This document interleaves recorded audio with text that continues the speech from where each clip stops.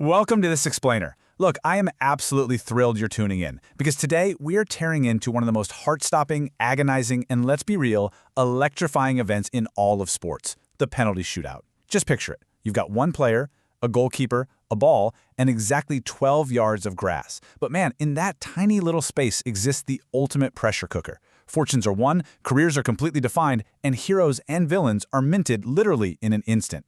But what actually separates the two? Well, let's find out. You hear it from commentators, pundits, and even professional coaches all the time, right? They'll say, oh, it's a coin toss, or it's just a lottery. But is winning a shootout really just up to blind chance? Our mission in this explainer is to completely dismantle that idea. We're going to dig right into the hard academic data, the biomechanics, and the intense psychology behind the spot kick. We are going to see exactly why some of the most gifted athletes on the planet suddenly forget how to kick a football when the whole world is watching. Okay, let's dive into this timeline, because to really grasp the science, we gotta understand the stakes. History is just punctuated by these massive shootout moments. You've got Roberto Baggio's infamous miss for Italy in '94 and the sheer drama of 2006. But look at this most recent entry here, the 2022 World Cup final in Qatar. Argentina against France. We had Lionel Messi and Kylian Mbappe clashing in an absolute epic that ended in a wild 3-3 draw after extra time. Mbappe scored a hat-trick, Messi scored twice, but honestly, none of that mattered when the final whistle blew. It all came down to penalties.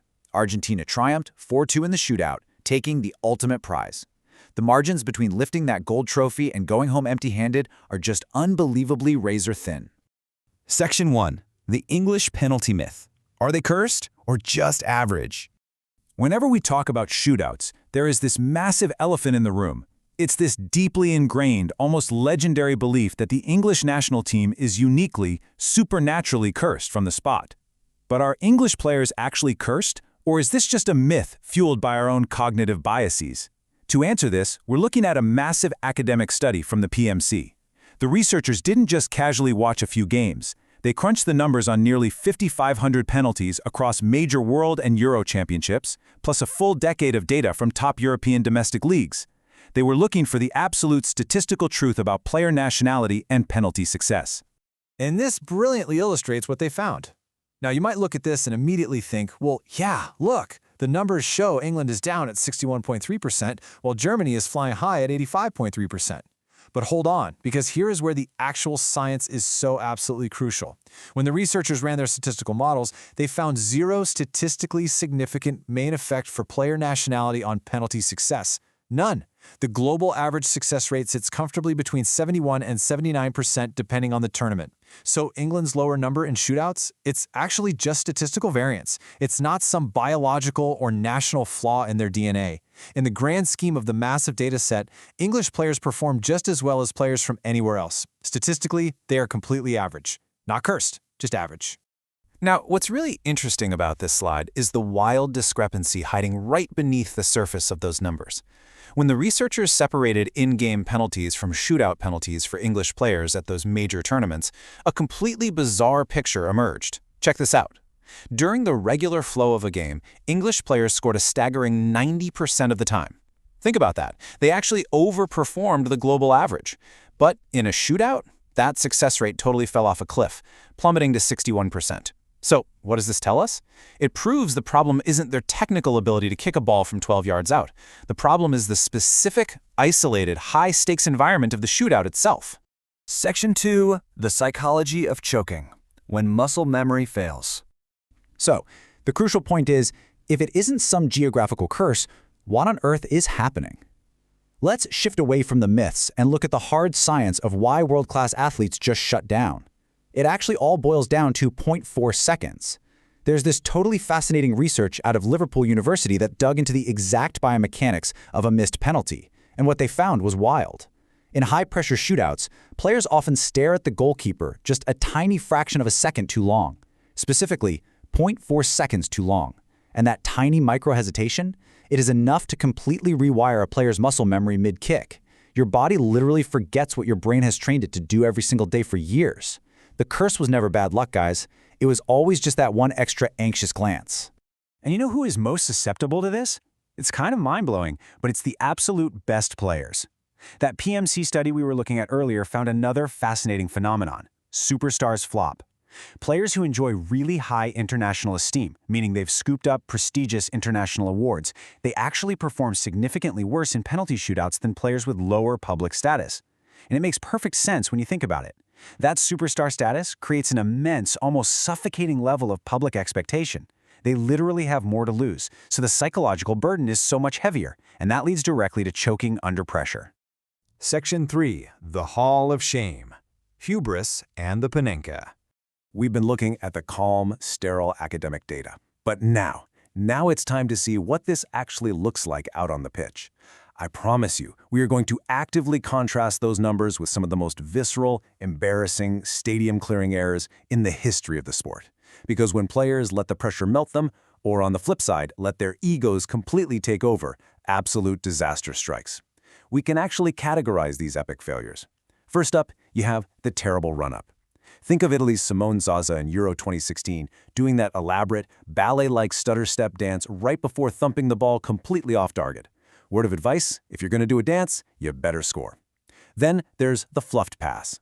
Remember Arsenal's Robert Pires famously trying to roll a penalty over to Thierry Henry back in 2005? He barely grazed the ball with his studs and just left it sitting right there on the spot for the defenders to clear. Classic. And finally, the stadium clearer.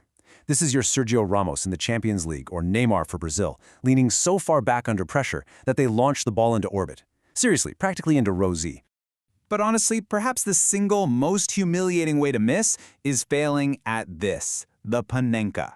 For those who don't know, it's this slow, looping penalty shot chipped right dead into the center of the goal, based purely on the assumption that the goalie is going to dive out of the way. It requires an immense amount of arrogance. Now, when it works, you look like an absolute genius. But when it fails, oh man. Just ask Venezuelan midfielder Bendrix Parra, who tried it in 2019. The goalie literally just stood still and caught the ball on his chest. It was so humiliating that Parra's club immediately terminated his contract. No joke. Or look at Benfica's Romario Balde in the Youth League. His shot was so pitifully slow that the goalie actually dived to his left, realized what was happening, got back up, and had time to dive back to the center to make the save. Just brutal. Section 4. The Ultimate Pressure Cooker. The 1994 World Cup Final. Because look, missing a trick shot in a youth league is one thing. But to truly grasp the anatomy of a choke, let's move to Pasadena and see how this builds in the 1994 World Cup Final, Italy versus Brazil. The tension in the stadium here is almost suffocating. Step 1. The teams grind out a grueling 0-0 draw after extra time in this blistering heat. Step 2. The shootout kicks off and it goes really poorly for Italy right out of the gate. They fall behind. Step 3. Roberto Baggio steps up to the spot. Now remember that superstar's flop data we just talked about? Baggio was the ultimate superstar. He was the reigning FIFA World Player of the Year. He had practically carried the entire Italian squad to the final on his back. And now, he simply must score to keep his nation's dreams alive. And then, Baggio boots the ball way over the crossbar and straight into history. It wasn't even close.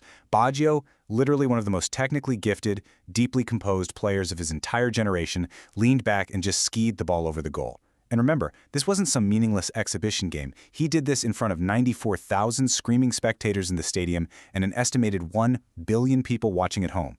Just like that, the World Cup was instantly over. Brazil had won.